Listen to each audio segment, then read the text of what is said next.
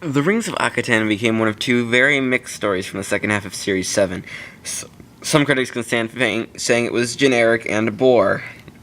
So when I decided to do the Beginner's Guide to Doctor Who, I decided I'd have to review this. And guess what? I love it. So here's my defense for The Rings of Akhaten. The Rings of Akhaten was written by Neil Cross, directed by Farron Blackburn, produced by Denise Paul and Marcus Wilson, and originally broadcast on Saturday, the 6th of April, 2013. We open on a cloudy day where the Doctor is watching a man walk down the street. He's almost hit by a car after having a leaf thrown in his face, but is saved by a woman.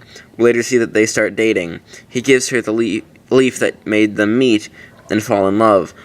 We see that they get married and give birth to a girl who kicks the Doctor in the head with a football, and it's revealed that this will be Clara Oswald, played by Jenna Louise Coleman. Mother dies and the Doctor goes back into the TARDIS and ponders who Clara is. He met her in the Asylum of the Daleks and the Snowman, where she died, both times in two completely different situations and different time periods. He claims she isn't possible, and cue titles. 2 years later, where the TARDIS materializes where Clara works as a governess, she asks the Doctor to come get her after the bells of St. John, and she is our companion for this story. They dematerialize, and she doesn't know, and the Doctor offers to take her anywhere she'd like to go, being her first TARDIS trip. She doesn't know where to go, so she says, "Just take me somewhere awesome." So the Doctor has just the place. They materialize, and he takes her out. He has her open her eyes to the Rings of Akhaten, which is a group of 7 worlds orbiting a planet orbiting a star, where the people there believe that the entire universe is started in this very spot, which the Doctor agrees is a nice story to think about. They go down to one of the planet's surfaces, and Clara gets to see all of the life, which the Doctor points out, forgetting how much he liked it here. He came here before with his granddaughter, Susan. They get some fruit, and the Doctor explains that everyone is here to see the rings align, which happens once every 1,000 years. Clara finds a moped rental, which, like all transactions on this planet, costs an item of sentimental value, which is a great idea and should be used again. Clara loses the Doctor and runs into the Queen of Years, a little girl who runs off. She follows her into a dark area, and Clara asks if she's okay or lost. She runs off again, and Clara finds her again in the same area. They share a laugh. Clara asks what she's doing. She's hiding and doesn't trust Clara, but Clara explains that she just saw a little girl who needed help. Then the Vigil appear, and they are really creepy. They call for the little girl, and Clara takes her somewhere to hide.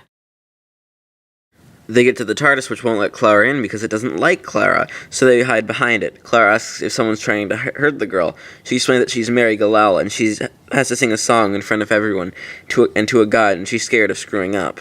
Clara comforts her by using one of her fears of being lost, and when she got lost in Blackpool, and how her mom comforted her. She overcame her fear. Clara takes Mary to the people following her and finds the Doctor. We see the chorister sing to a mummy as Mary is brought to a pedestal in front of the pyramid to sing. The Doctor and Clara arrive as Mary begins her song with the chorister on the pyramid. The Doctor explains that they're singing the long song to keep the old god sleeping. The audience offers gifts of value to feed the old god, to get him back to sleep. The scene is very touching, and that until tragedy strikes. The world begins to shake, and Mary is levitated to the pyramid. The Doctor and Clara rush off to the moped rental place, being anti-gravitational, but they can't give anything away because the sonic screwdriver is too valuable, so Clara decides to give her mother's ring up. They ride towards Mary, but she's dragged into the pyramid before they can grab her. The Doctor can't get the pyramid door open, and Mary's confused on what to do next. The sonic locks onto the lock and is able to open the tomb, but he must hold it open with his mind, using his sonic to channel psychic energy or something like that, giving you a hilarious shot. Mary thinks that she's got the song wrong and wants Clara to save herself, but the old god wants to eat Mary's soul. The Doctor confirms that Mary wants them to leave through the astonishingly heavy door, which they won't do, so the Doctor locks them in. The chorister teleports out, and the old god wakes up. The Doctor says that the old god is a type of vampire that wants to Mary's pure soul, so that she has a right to be scared. He then tells her the story of how atoms being formed millions of years ago in the Big Bang, making everything, from cabbages to kings, sealing wax and other things, but only making one Mary Galel. She's unique in the universe. He tells the that it's a waste to eat her, and that they will get her out of this. The god cracks his case, and the Vigil come to feed Mary to grandfather, but the doctor claims he's armed with a screwdriver, but they cast him aside to get Mary. Clara then takes the Sonic and gives it to the doctor so he can use it to mess with the Vigil, and Mary tries singing the secret song to get them out, so they all escape. The doctor holds them off long enough to escape, and the mummy escapes its cage, shooting energy at the star, making the Vigil then disappear. The doctor realizes that he made a mistake, and the old god is the planet the pyramid rotates around. The doctor doesn't know what to do, but he thinks he can fight it. He tries to get Clara to get out, which she does. He then goes to confront the star, and Mary starts singing at her on her pedestal. The doctor then gives a speech, which I will now recite, and I must say, go and find it for yourself, Matt Smith's performance, because it's a beautiful speech. Alright, here I go. Okay then, that's what I'll do. I'll tell you a story. Can you hear them? All these people who lived in terror of you and your judgment. All these people whose ancestors devoted themselves, sacrificed themselves to you. Can you hear them singing? Oh, you like to think you're a god, but you're not a god. You're just a parasite. Eat now with jealousy and envy and longing for the lives of others. You feed on them, on the memory of love and loss and birth and death and joy and sorrow. So come on then, take mine. Take my memories, but I hope you've got a big appetite, because I have lived a long life, and I have seen a few things. I walked away from the last great time war. I marked the passing of the Time Lords. I saw the birth of the universe, and watched as time ran out, moment by moment, until nothing remained. No time, no space, just me. I walked in universes where the laws of physics were devised by the mind of a madman. I watched universes freeze and creation burn. I have seen things you wouldn't believe. I have lost things you will never understand. And I know things, secrets that must never be told, knowledge that must never be spoken, knowledge that will make parasite gods blaze. So come on then, take it. Take it all, baby. Have it. You have it all. The speech is a great example of Matt Smith's doctor, the one who was there to save. And it starts to implode from taking the doctor's soul, but comes back alive. Clara wants to help the doctor and goes with her travel book and offers the god the leaf, the most important leaf in human history, and Clara is able to let go of her mother's death.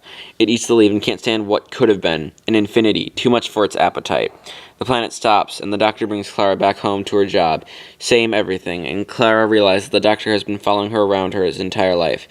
Clara tells him that she's not the other Clara. Though she just says she's not some other girl, and it's really confusing. The doctor gives her back her mother's ring, which was given back because she saved all the people on the Rings of Akhaten. She leaves and tells him to come back again tomorrow. Final thoughts? I love this episode, and there's no denying that that's a fact, and I hope that you can see why. The plot is so different from standard Doctor Who. No conspiracies, no invasions, just a scared little girl who's afraid of messing up in front of a crowd. Neil Cross's excellent script came to life brilliantly with amazing performances from everyone involved, making it a great story. I'll also comment on Mary Gould's amazing score for this episode, in particular for making the score a bit more subtle than his usual work of bombasticity. There are a few problems with this episode too. Mostly the Vigil, which are underused too much, being creepy but not doing anything except trying to capture Mary. The Doctor also uses a sonic screwdriver to defeat the Vigil, which didn't make any sort of sense. All in all, I'd have to give Doctor Who, The Rings of Akhaten, an 80% for being a very emotionally satisfying piece, but leaving some room for improvement. Take a look at the complete 7th series box set released in 2013 in all regions if you want to see this story. And now we've come to the end of the Beginner's Guide to Doctor Who, but with every end there must be a new beginning. Change comes and we go along with it. So join me next time, where we'll start reviewing the most important beginnings and endings in Doctor Who, along with many celebrations along the way. And what would be a better place to start than with an unearthly child? Until then, goodbye.